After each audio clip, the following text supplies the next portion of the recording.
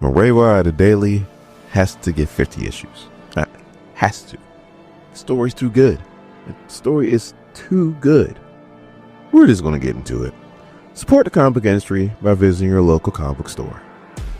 My name is Dorian. This is SCN Comics. We continue our coverage of Storm. With number 9. Our story starts off in FBI headquarters in a holding cell. Now, I give Murewa a lot of credit. But man, I gotta start giving credit to Lucas Werneck. Man, he is drawing the hell out of Storm. Good Lord have mercy.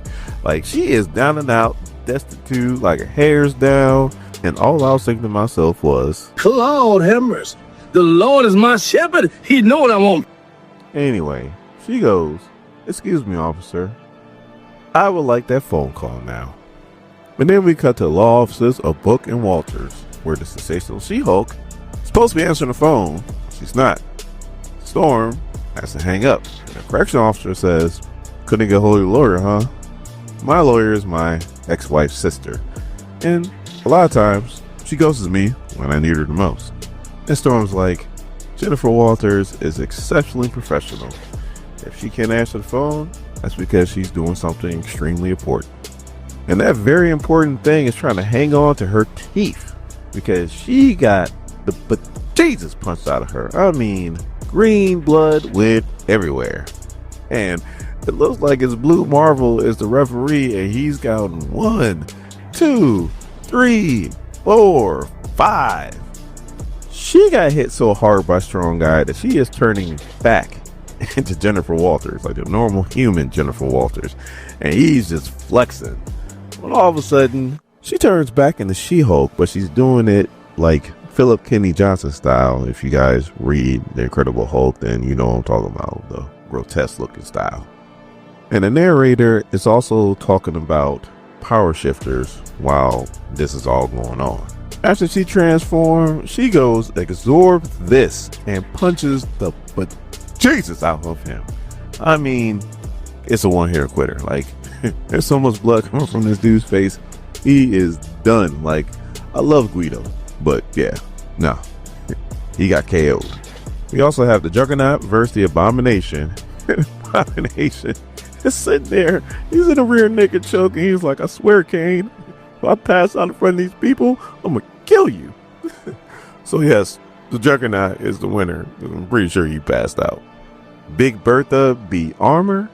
And then we have Omega Maggot versus Gentle, which I will pay for this fight, which Omega Maggot won.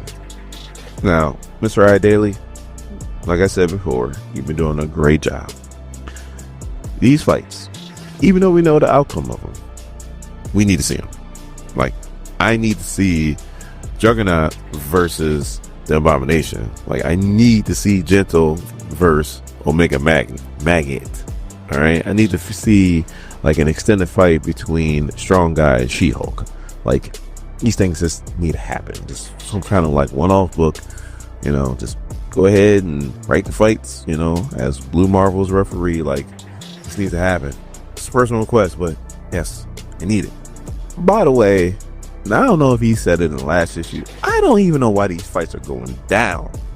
All I know is they're going down, and it's fantastic. So now we come back to Storm. She's with that smoking alien, and he is hooking her up to a lie detector, which is another alien that looks eerily similar to him. He goes out his way by saying that this alien has perished, not alive, and died of a fungal infection. So yes, the cordyceps are even in space. But the fungal infection has some kind of special properties to it that makes this dead alien the perfect lie detector. So Snoop Dogg takes a hit and then proceeds to start asking Storm some questions. He asks, "Do you believe mutants are a security risk to the United States?" She goes, "No." The alien says, "True." And he asks, "Do you believe that you are a threat to this country?" She goes, "No." The alien says, "True." "Did you house Professor Xavier, knowing full well that he was a wanted fugitive from the government?" She goes, "Yes." The alien says, "True." "Did you also facilitate his escape from Grey Mountain Prison?" She goes, "No." The alien says, "True." So then he asks, knowing the outcome now, if you could go back, would you help out Professor Xavier still? She goes, yes. The alien says true. So as Adrian Lundquist is watching this, he goes to the other weird looking FBI agents and goes, it's time. So then he brings up the whole Oklahoma City thing that started this whole series from the first issue, talking about the child that was a nuclear reactor. And he's like, this child caused the death of 255 U.S. citizens and $35 million worth of property damage. Are you aware that he is wanted by the government? She goes, yes. The alien says, true. So then he asks, so where you been hiding this child? And she goes, if I told you, Special Agent Fabib, the words would come from my mouth, but you would not hear them. No one would. The alien goes, true. So then Snoop Dogg kind of loses it, and he's like, is that why you visited Dr. Voodoo in Haiti? And he just starts going down, and what are you holding in the sanctuary, and so on and so forth. And he ends it with, so I ask again, do you feel like you are a threat to the security of the United States? She goes, no. The alien goes, false. So then all of a sudden we cut to Limbo. Yeah, I said Limbo. Same place where, Magic came from, or she didn't come from there. She got sent there, and she spent most of her childhood there. We'll get into that later. And the United States is trying to flex their muscle in Limbo. If this ain't some Donald Trump shit, I don't know what is. Gulf of America. And the crazy hair looking agent is just talking bad about how Magic, it was the ruler of Limbo, but she spends most of her time in America, and how Madeline Pryor does the same thing now that she's the new ruler of Limbo. And then she brings up how 4,000 years ago in Asgard, how they fought a great battle against the rock trolls and defeated them. And how 2,600 years ago they went to the Crimson Cosmos and fought Sidorak. But then she's like, if you come work for the United States, then we can offer you greatness again. You can have battles that you could talk about. And the main demon is like, greatness. That's what you offer, huh? So then he's like, you make better food than ambassadors.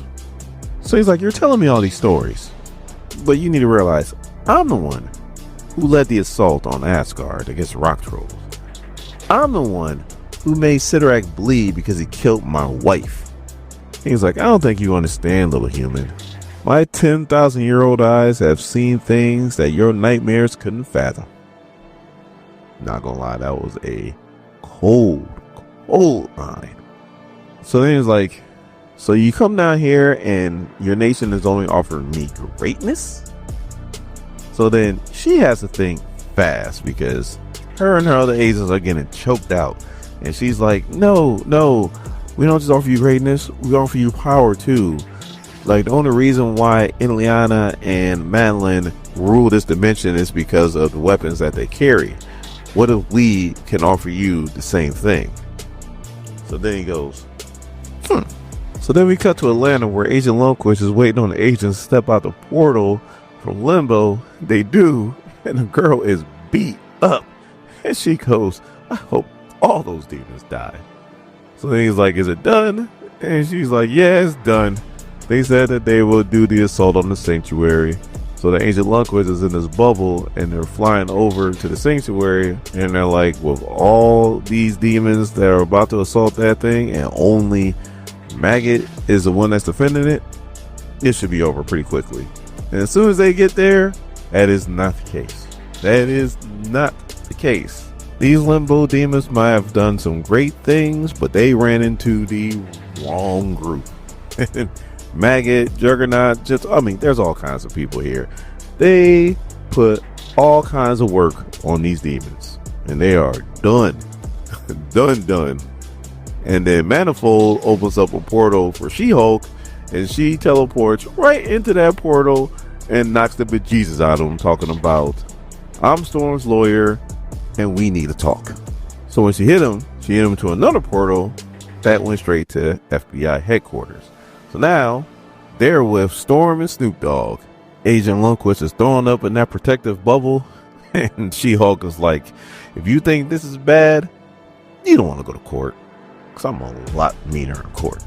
So then we cut back to the sanctuary, where Storm is talking to Manifold.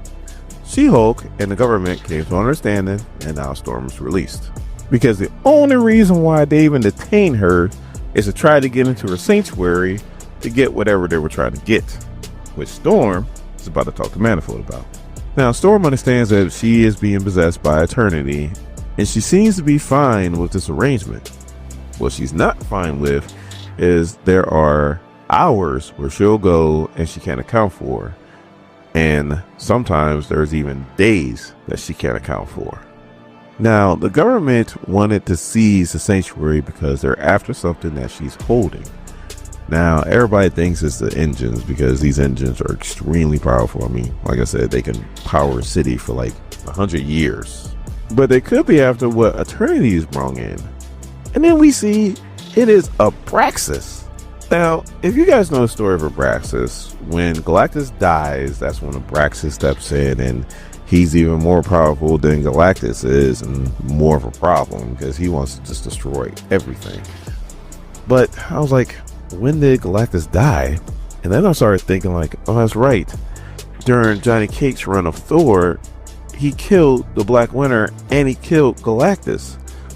But I'm like, but then Abraxas should have stepped in. But it looks like before Abraxas could step in, Eternity just snatched him up and just put him in some kind of suspended animation.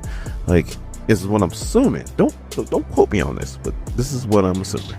And I'm assuming Abraxas is what Eternity wants to use against Oblivion.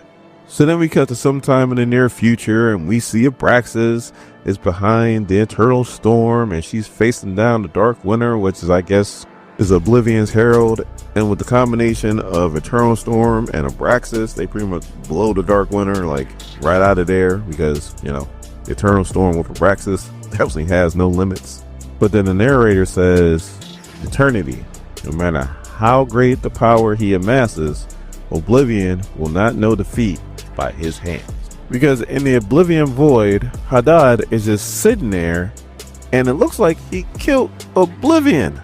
Now, this might not be Oblivion, this might be one of his underlings or his creatures, but it was powerful, and this Storm guy just took him out like he was nothing. Now, in the last issue, they said that Hadad had like the Phoenix was like his armor, and or like his sword. It was all kinds of different cosmic entities. Was like he had different cosmic entities as his like armor and weapons and stuff like that. And the only person that could step in and do something was the one above all. I just want to know is how the hell is a Storm god this powerful that he takes out cosmic entities like they're nothing? I'm not bitching about the whole storyline, not at all. I just want some explanations. That's it. Just explain to me how this normal Storm god is just pretty much going around whooping everybody's ass except the one above all.